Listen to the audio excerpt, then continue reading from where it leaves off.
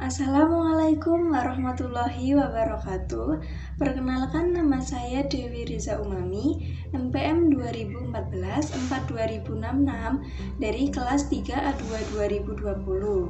Video ini dibuat guna untuk memenuhi tugas akhir dari mata kuliah Praktik Pemahaman Individu Teknik Non-Tes yang diampu oleh Ibu Suharni.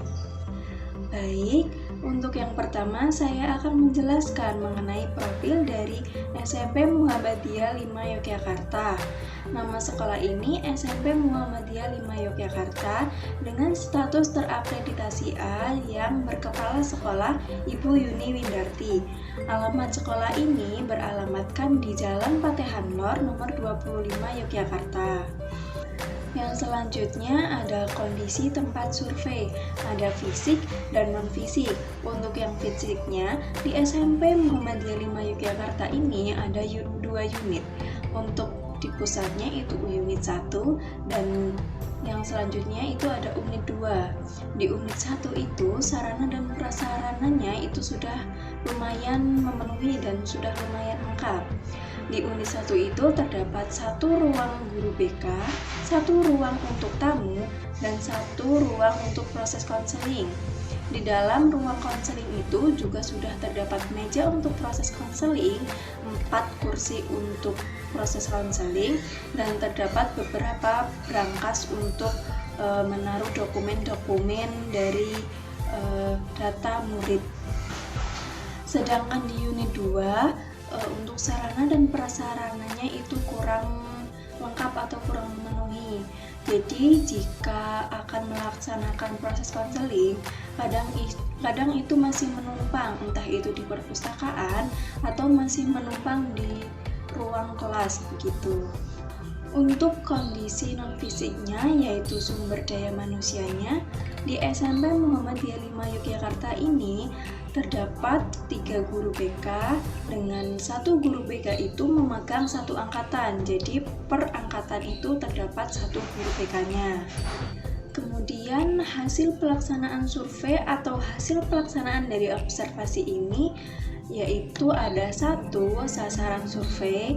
Dari sasaran observasi ini adalah guru bimbingan dan konseling di SMP Muhammadiyah 5 Yogyakarta ini. Untuk yang kedua itu ada waktu dan teknis. Yang pertama itu mengenai materi. Jadi materi dalam layanan bimbingan dan konseling SMP Muhammadiyah 5 Yogyakarta ini bisa meliputi yaitu 1. Pemahaman dan pemantapan kehidupan keberagaman dan hidup sehat. Yang kedua itu ada pemahaman dan penerimaan diri sendiri dan orang lain sebagaimana adanya, termasuk perbedaan individu, sosial, dan budaya serta permasalahannya.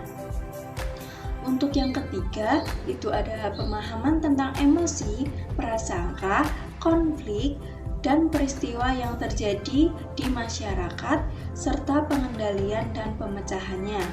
Untuk yang keempat itu ada pengaturan dan penggunaan waktu secara efektif, entah itu untuk belajar atau kegiatan sehari-hari. Untuk yang kelima ada pemahaman tentang adanya berbagai alternatif untuk pengambilan keputusan dan berbagai konsekuensinya, karena semua keputusan nanti ada konsekuensinya masing-masing. Untuk yang selanjutnya ada metode pelaksanaan. Dalam pelaksanaan ini kami memilih metode wawancara, karena dengan metode wawancara ini kita bisa mengobrol dengan leluasa dengan guru bimbingan dan konseling dan bisa mendapatkan lebih banyak lagi informasi. Selanjutnya ada kebutuhan dalam pelaksanaan survei ini yaitu meliputi kendaraan yang digunakan untuk transportasi.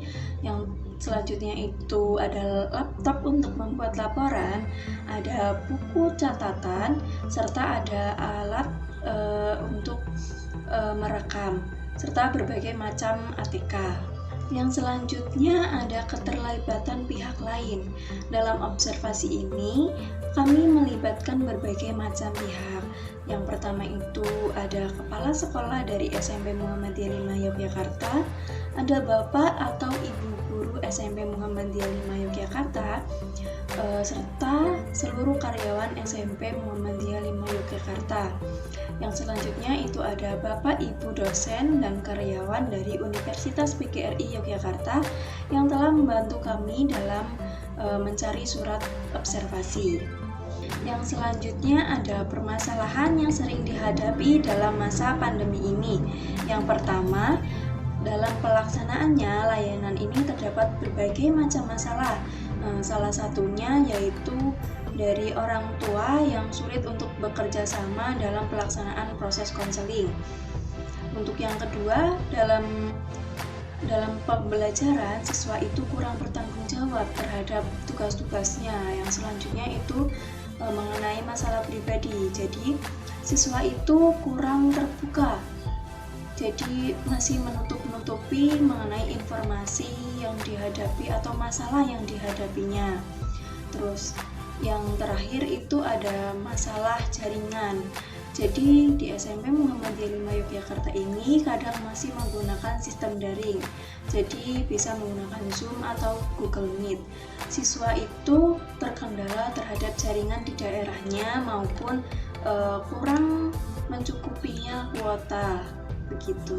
Kemudian ada solusi dari permasalahan yang diberikan dari guru BK kepada murid, yaitu guru BK memberikan motivasi atau mendampingi siswa untuk lebih giat atau lebih semangat belajar. Nah, proses ini bisa dilakukan melalui Zoom atau bisa dilakukan dengan home visit. Yang selanjutnya, dalam pelaksanaan proses bimbingan dan konseling, guru bimbingan dan konseling di SMP Muhammadiyah 5 Yogyakarta itu menggunakan berbagai macam layanan, yaitu mulai dari bimbingan klasikal, bimbingan individu, dan bimbingan kelompok. Di SMP Muhammadiyah 5 Yogyakarta ini juga menggunakan beberapa teknik, yaitu mulai dari DCM, AUM, ITP, AKPD, dan lain-lain. Namun yang sering digunakan dalam proses konseling ini yaitu AKPD. Guru bimbingan dan konseling di SMP Muhammadiyah 5 Yogyakarta ini juga menyusun sebuah rencana pelaksanaan layanan bimbingan dan konseling atau yang sering biasa kita dengar adalah RPLBK. Jadi RPLBK ini merupakan suatu perangkat pembelajaran BK yang dibuat untuk menjadi acuan dalam pelaksanaan layanan bimbingan dan konseling. Adapun kendala-kendala yang dialami saat observasi yaitu kita kurangnya berkomunikasi, terus kita terkendala dalam jam mengajar, kemudian kita juga kurang prepare begitu. Cukup sekian presentasi mengenai hasil laporan observasi saya. Bila saya ada salah kata, saya mohon maaf. Wassalamualaikum warahmatullahi wabarakatuh.